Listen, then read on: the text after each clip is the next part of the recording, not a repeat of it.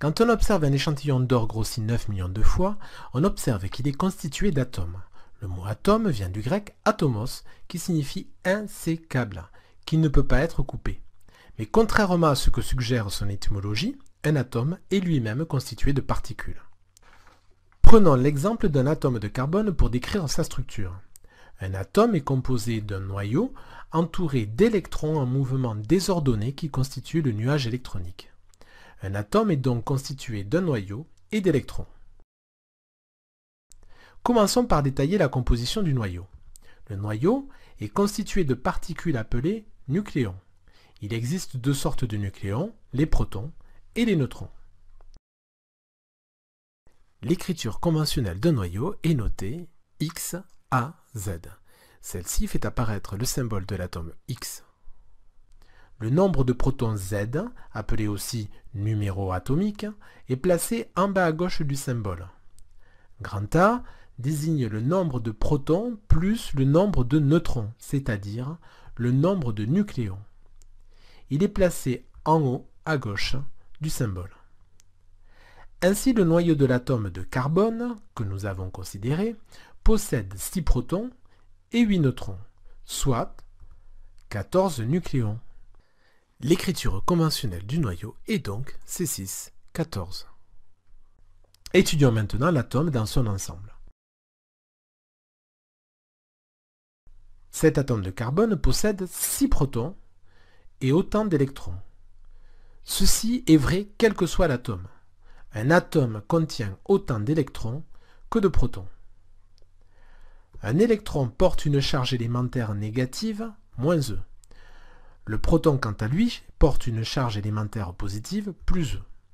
E est appelée charge élémentaire, car c'est la plus petite charge que l'on puisse rencontrer, et sa valeur est de 1,6 fois 10 puissance moins 19 coulombs.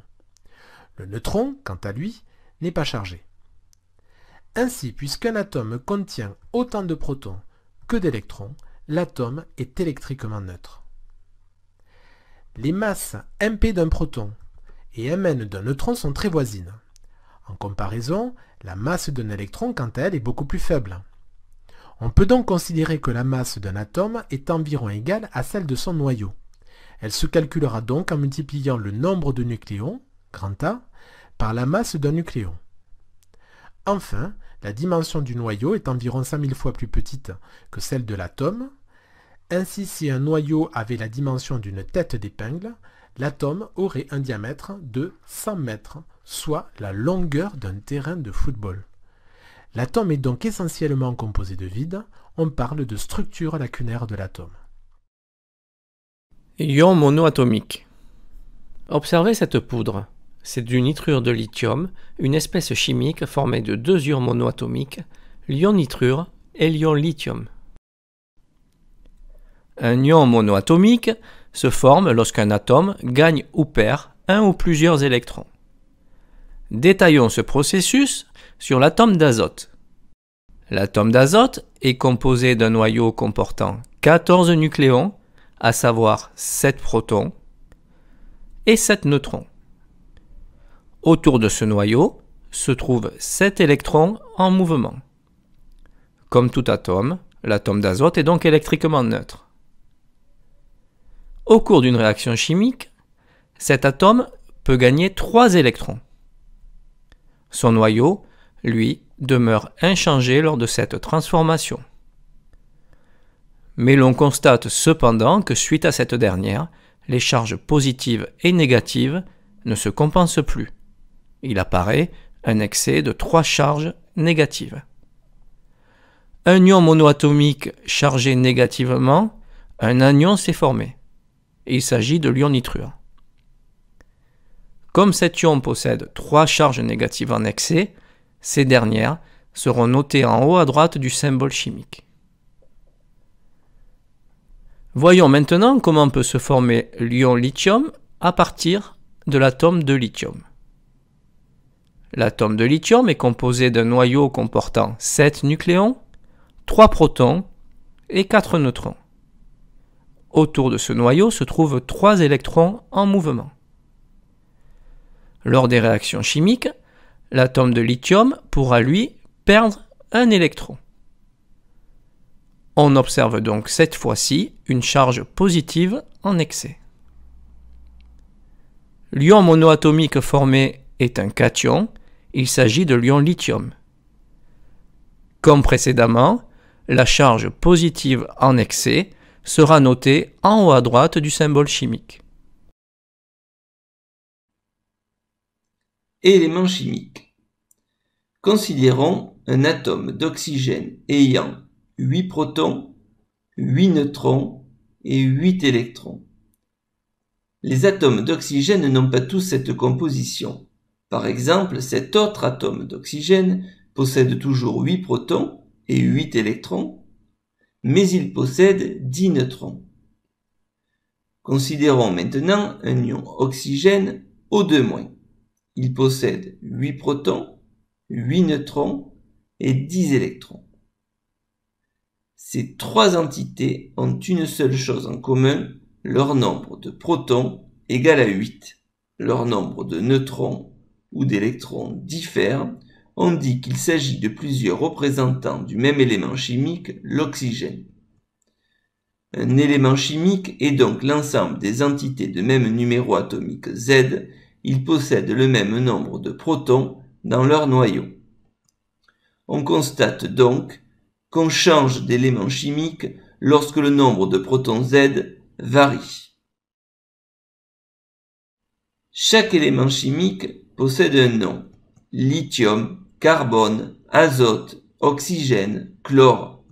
Ce nom est caractérisé par un symbole Li, C, N, O ou Cl qui commence par une majuscule et qui parfois est suivi d'une minuscule.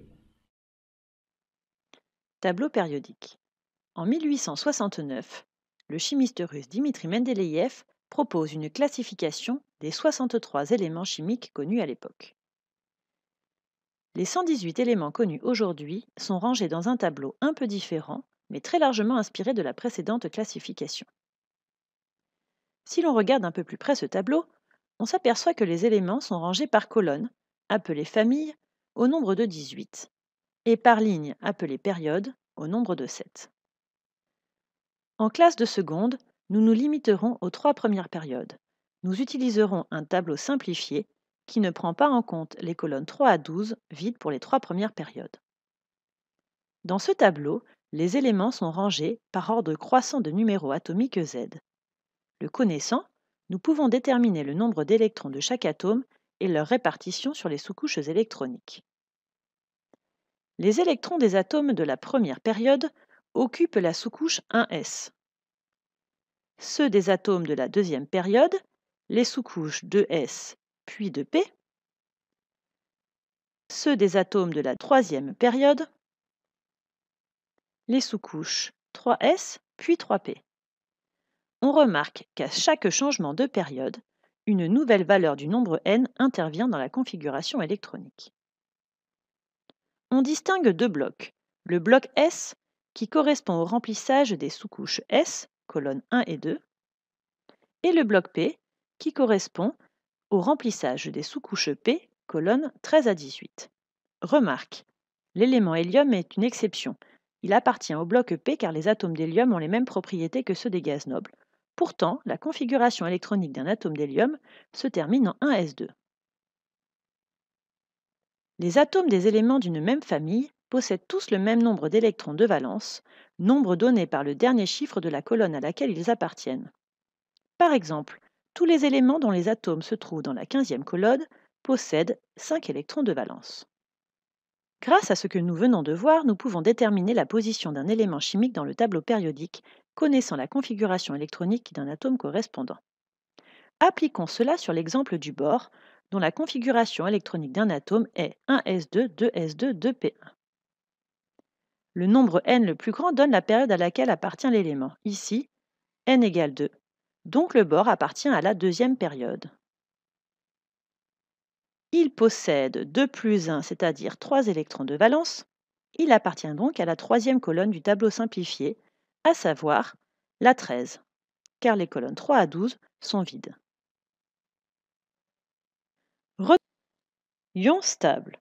Sur Terre, l'hélium, le néon et l'argon sont des éléments qui ne se trouvent pas sous forme ionique, mais sous forme de gaz monoatomique, c'est-à-dire sous forme d'atomes isolés. Ces gaz sont inertes chimiquement, c'est-à-dire qu'ils n'interviennent pas dans les réactions chimiques, ce qui les rend très stables. C'est pour cela qu'on les appelle des gaz nobles. Les gaz nobles se trouvent dans la 18e colonne du tableau périodique. La configuration électronique d'un atome d'hélium est 1s2, celle d'un atome de néon 1s2, 2s2, 2p6 et celle d'un atome d'argon 1s2, 2s2, 2p6, 3s2, 3p6. Un atome d'hélium a une configuration en 1s2 et possède 2 électrons de valence. L'argon et le néon ont une configuration en ns2, np6 et possèdent 8 électrons de valence. Ce sont ces configurations électroniques de valence qui leur confèrent leur grande stabilité. D'autres éléments de la classification ne présentent pas une configuration similaire. Ils sont réactifs chimiquement, comme par exemple le carbone, le sodium, le magnésium ou l'aluminium. Prenons l'exemple du sodium. Le sodium métallique de couleur argentée est très réactif, c'est-à-dire instable chimiquement. On ne rencontre pas le sodium sous forme métallique Na dans la nature. En revanche, il est très abondant sous forme d'ion sodium Na+, très stable chimiquement, comme dans le sel de table appelé chlorure de sodium par exemple. La configuration électronique d'un atome de sodium est 1s2, 2s2, 2p6, 3s1. Celle d'un ion sodium, 1s2, 2s2, 2p6. En comparant la configuration électronique de l'ion sodium avec celle des gaz nobles, on remarque qu'elle est identique à celle d'un atome de néon. On peut en conclure qu'un atome de sodium a une tendance naturelle à perdre un électron afin d'acquérir une configuration à 8 électrons de valence stable. Cela est généralisable. Afin de gagner en stabilité, les atomes réagissent de manière à acquérir la configuration électronique du gaz noble de numéro atomique le plus proche. Pour cela, ils peuvent par exemple former des ions. L'élément sodium se situe dans la première colonne de la classification. Afin de gagner en stabilité et acquérir la configuration électronique du gaz noble le plus proche, ici le néon, un atome de sodium va perdre un électron et former ainsi le cation Na+. Prenons un autre exemple, le phosphore. Cet élément se situe dans la 15e colonne. Afin de gagner en stabilité, l'atome de phosphore peut soit gagner 3 électrons et obtenir une configuration électronique identique à celle d'un atome d'argon, soit en perdre 5 et obtenir une configuration électronique identique à celle d'un atome de néon. Le gaz noble le plus proche est l'argon. Il est donc plus facile pour un atome de phosphore de gagner 3 électrons que d'en perdre 5. L'atome de phosphore va donc avoir tendance à former un anion P3-. Nous pouvons généraliser cela. Les atomes des éléments d'une même colonne du tableau périodique forment des ions monoatomiques de même charge. Les atomes des éléments de la première colonne vont avoir tendance à perdre un électron et former des cations possédant une charge positive. Ceux de la 17e colonne vont avoir tendance à gagner un électron et former des anions possédant une charge négative. Les atomes des éléments de la 2e colonne vont avoir tendance à perdre 2 électrons et former des cations possédant 2 charges positives. Ceux de la 16e colonne vont avoir tendance à gagner 2 électrons et former des anions possédant 2 charges négatives. Les atomes des éléments de la 13e colonne vont avoir tendance à perdre 3 électrons et former des cations possédant 3 charges positives. Ceux de la 15e colonne vont avoir tendance à gagner 3 électrons et former des anions possédant 3 charges négatives. Les atomes des éléments de la 14e colonne ne forment que rarement des ions. Cela ne sera pas abordé au lycée. Schéma de Lewis. La matière est composée d'atomes, d'ions et ou de molécules. Par exemple, on trouve des molécules dans l'air, gaz majoritairement constitué de molécules de diazote N2 et de dioxygène O2. Autre exemple, notre corps est constitué à 80% de molécules d'eau H2O. L'enchaînement des atomes dans une molécule peut être modélisé à l'aide d'un schéma de Lewis. Mais que représentent ces tirets représentés entre deux atomes et ces tirets représentés autour d'un atome? Comment vérifier que ces schémas de Lewis correspondent bien à des molécules stables? Décrivons par exemple le schéma de Lewis de la molécule d'eau H2O. 3 atomes la constituent, un atome d'oxygène noté O et 2 atomes d'hydrogène notés H. Dans un schéma de Lewis, chaque atome est représenté par son symbole. Par ailleurs, un tiret est tracé entre l'atome d'oxygène et chaque atome d'hydrogène. Ce tiret représente 2 électrons ou doublés d'électrons, reliant 2 atomes, chaque atome apportant un électron. Ce doublé est appelé un doublé liant. Il modélise une liaison covalente simple, c'est-à-dire la mise en commun de 2 électrons. Dans la molécule d'eau, il y a donc 2 liaisons covalentes simples. Autour de l'atome d'oxygène O, nous remarquons la présence de 2 tirets. Chaque tiret représentant 2 électrons, ces doublés d'électrons sont ici sur l'atome et non entre 2 atomes. Ces doublés ne sont pas liants, d'où le nom de doublé non liant. Pour résumer, sur le schéma de Lewis de la molécule d'eau sont modélisés un atome d'oxygène O, 2 atomes d'hydrogène H, 2 doublés liants ou liaisons covalentes simples OH et 2 doublés non liants portés par l'atome d'oxygène. Sur le schéma de Lewis de la molécule de dioxygène O2 sont modélisés 2 atomes d'oxygène O, possédant chacun 2 doublés non liants, soit au total dans cette molécule 4 doublés non liants, et 2 doublés liants entre les 2 atomes d'oxygène. La liaison covalente est dite double. Elle est représentée par 2 tirets parallèles, les 2 atomes d'oxygène mettant en commun 4 électrons entre eux. Quant au schéma de Lewis de la molécule de diazote N2, il modélise 2 atomes d'azote de symbole N, 2 doublés non liants, chaque azote en portant 1, et 3 doublés liants entre ces 2 atomes N, soit une liaison covalente triple, avec la mise en commun de 6 électrons entre ces 2 atomes. Mais comment sait-on que ces schémas de Lewis correspondent bien à des molécules stables? Pour la molécule d'eau H2O, pourquoi ne pourrions-nous pas écrire tous ces schémas de Lewis? Un schéma de Lewis doit correspondre à une molécule stable. Pour cela, la règle de stabilité doit être respectée. Chaque atome doit posséder une configuration électronique semblable à celle du gaz noble qui le suit dans le tableau périodique. Appliquons cette règle à l'hydrogène de numéro atomique égal à 1. Sa configuration électronique s'écrit 1s1. Le gaz noble qui le suit est l'hélium de configuration électronique 1s2.